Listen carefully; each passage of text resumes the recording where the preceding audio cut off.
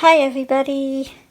I thought I would show you what is in my stationery roll because though you've seen this before, it has in fact changed considerably to what I initially was using it for.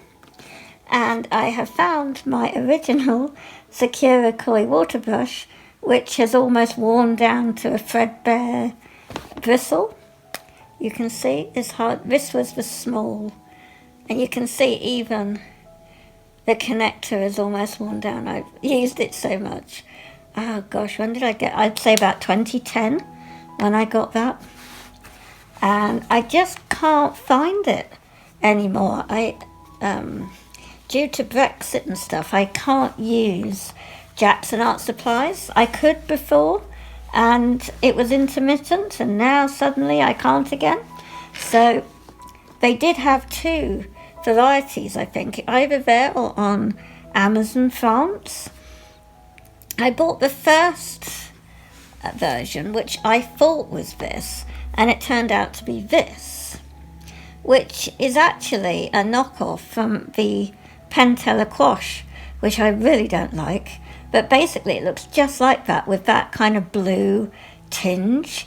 But it's actually this style that I'm looking for, which is the original Sakura water brush.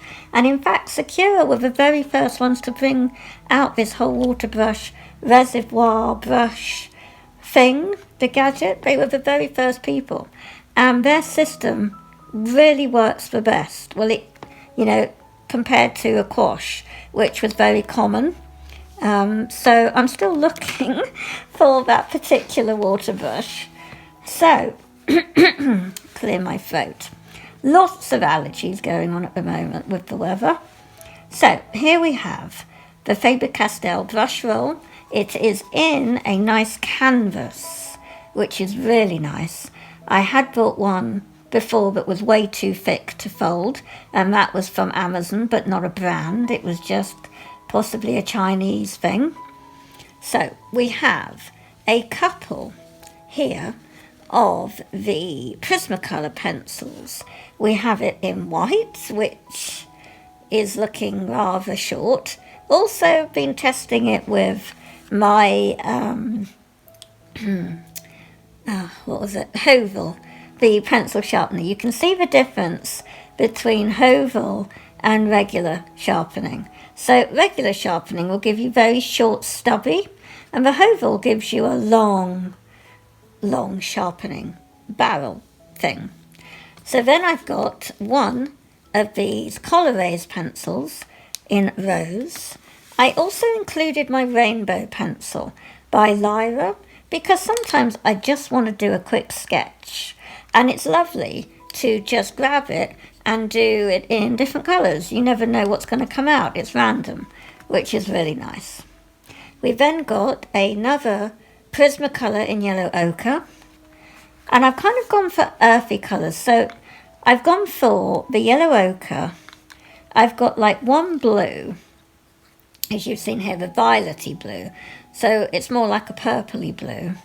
And then the white for mixing, the lighter colours or whatever. I have a Tuscan red. I then have this magenta, and then I have the light green, which is spring green. Because sometimes I just want to be able to I tend to do a lot of landscape things.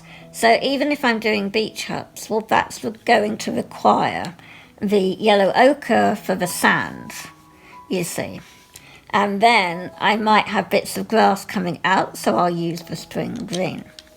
And then I have only two of the Derwent graphite tint, I think they are, the graphite tint pencils, which is graphite that's been tinted with a colour.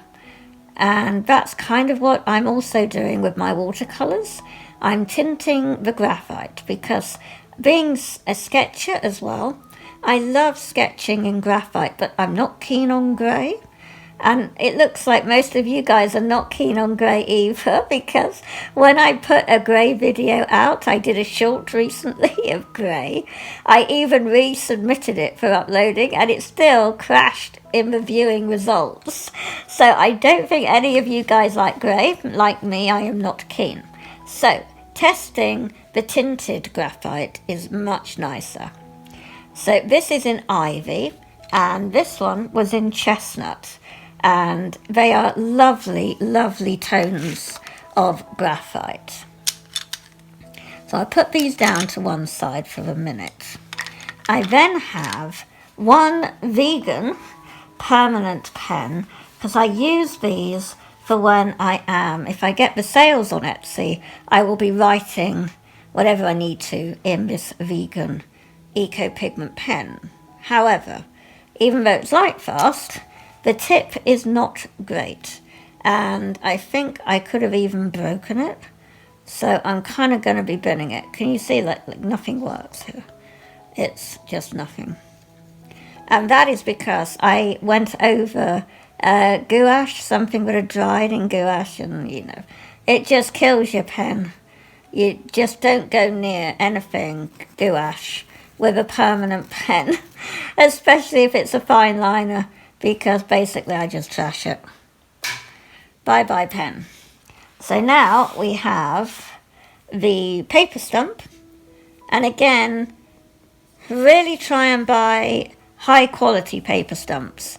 I bought the real cheap, and whenever I sand, eventually the seam here, you can just about see on camera here, it will come undone and makes the whole roll come undone. I actually did assume that the paper stump, when you buy them, are pulp instead of actually tightly round like handmade versions, because the pulp ones are much better when they're just made from the paper pulp and all in one, a whole thing, so that when you do grind them down, you are in fact being able to clean it and it's not coming undone.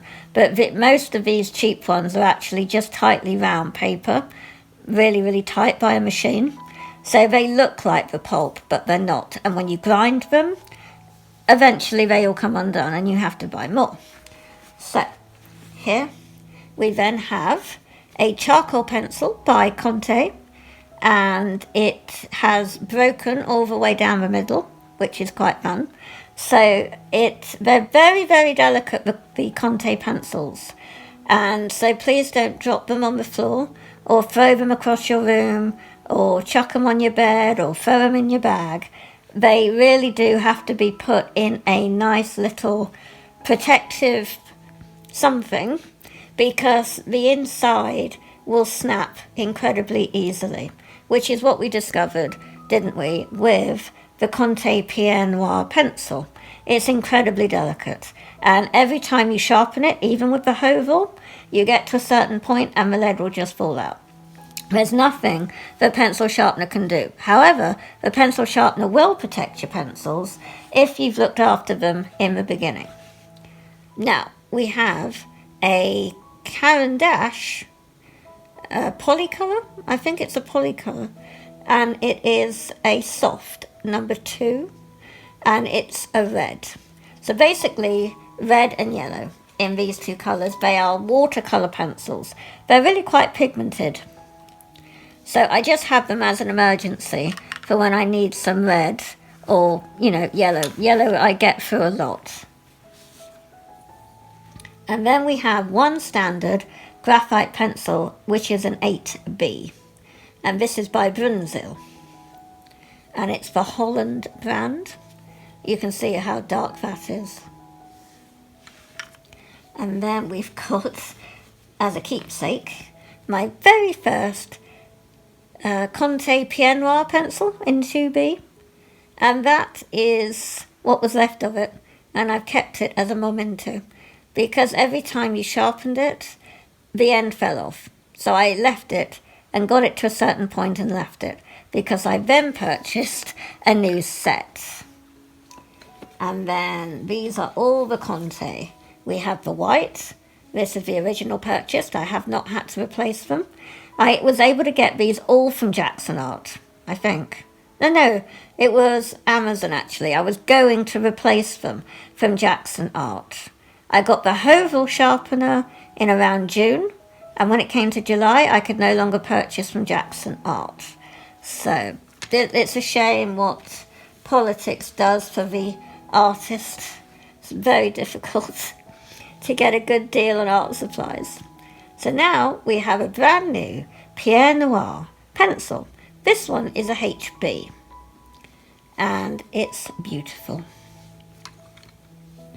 We then have the original sketching pencil by Conte, and this is sepia. And you can see I've been at it with the Hovel, but the Hovel is going to do a much better job when the blades are sharper, because the wood on here is really quite tough. It's not your regular school pencil wood that these use. And then we have a graphite in 2B by Conte. And we then have the brand new replacement, Pierre Noir 2B. And I would say this is like my favourite black pencil ever at the moment. I haven't tried their carbon pencil that they do, but I hear it's really good. Basically, this is a matte black, and it's really lovely to use. So that is all that I keep in this, except for, before I forget, my lovely Pentel Art Brush pen, which is like this, and I've been refilling it with acrylic ink that I dilute a lot with water, the modelling stuff. I'll show you the bottle. Okay, so here we are. Now, this is the actual bottle. It's called VLLO, and it's Model Air, so probably for model aircraft or something. But the black is brilliant. And I have a glass empty essential oil bottle that I basically put about that much of ink, I'd say probably 10 drops of ink, to about half a bottle of water. You know, you basically want to fill it up with more water than anything else. And the black comes out beautifully. It's a really intense black that can be really diluted really well. And you really do need to do that in order for the pen to work, because it took me 2 weeks to get it to work. Okay, so let's have a look. Open up this sketchbook. We can have a flip through. This is from 2012, this sketchbook. And I am justifying buying myself a replacement, so I'm going to finish this off. I tend to think I can't afford to replace them, so I tend to keep them in a cupboard and use them only for emergencies. My really good sketchbooks, and this one is a Clairefontaine. No, a De La Rowney, I think, because they sent it to me in one of their bags or something. So let's outline this picture that I had done ages ago. I'm not going to make it better. This is like years old. So let's see.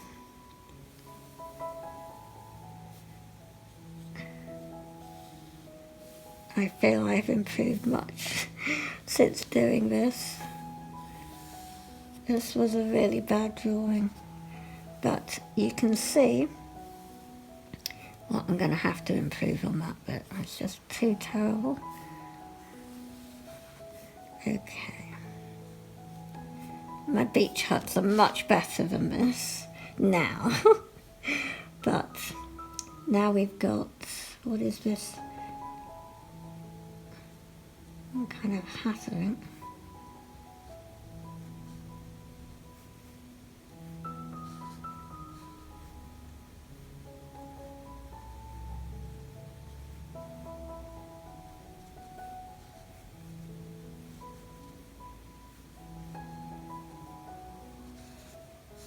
Very well. We're going to be very relaxed in our 2012 drawing that we're vamping up in 2022.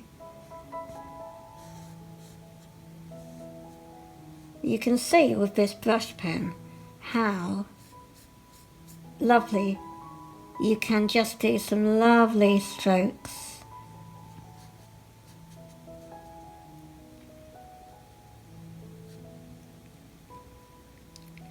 And then here, kind of like this, it's the sand basically that I've put them on. And then at the back here, I was doing obviously more beach huts,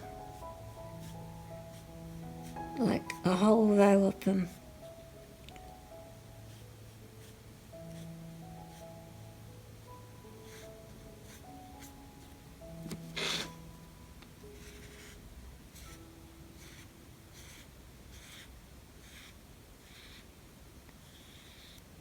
There we are.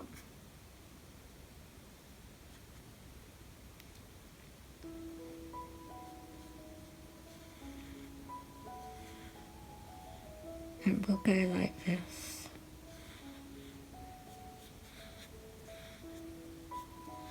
At least I know I have improved since 2012 with my artwork. Because this is like awful. At least we are demonstrating the pen. It's too in your face, this beach hut, I find. Completely not what I like. But here we go. And the pen, I like it.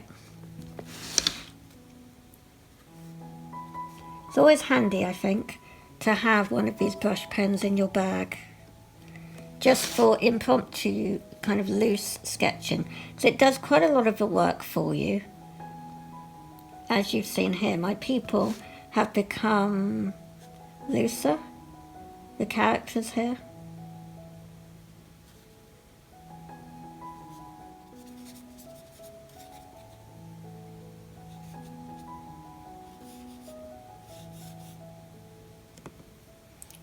And that is going to be that, guys.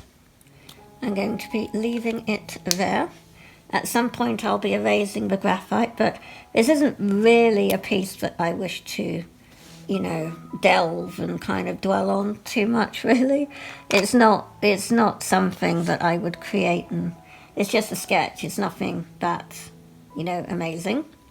Just to show you the pen. So I'm going to leave this video here. I'm going to try and do more short videos because I think they're easier and more enjoyable for you guys. This is probably going to be one of the last of my long videos for a while. So I will do what I can. Hopefully you'll all keep safe and take care. You'll have fun with your sketchbooks. And I will catch you in some more short videos really, really soon.